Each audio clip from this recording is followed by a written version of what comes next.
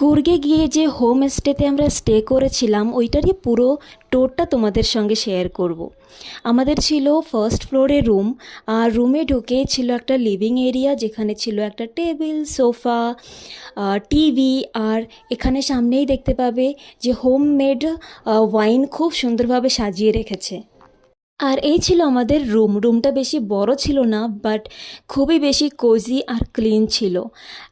ছিল একটা বেড, একটা ছোট একটা ড্রেসিং টেবিল, আর পাশে ছিল একটা উইন্ডো। আমরা গিয়েছিলাম বৃষ্টির টাইমে, তো ওয়েদারটা খুব বেশি সুন্দর ছিল। আর এই যে এখানে একটা কভার দিয়েছে, কভারটাও খুব বেশি স্পেসিয়াস, আর বেশি ইম্পর্টেন্ট যেটা ক্লিন ছিল। আমি যেখানেই যাই আমি এটাই বেশি নোটিস করি যে জায়গাটা ক্লিন আছে কি না। তো এটা খুব বেশি ইমপ্রেসিভ ছিল।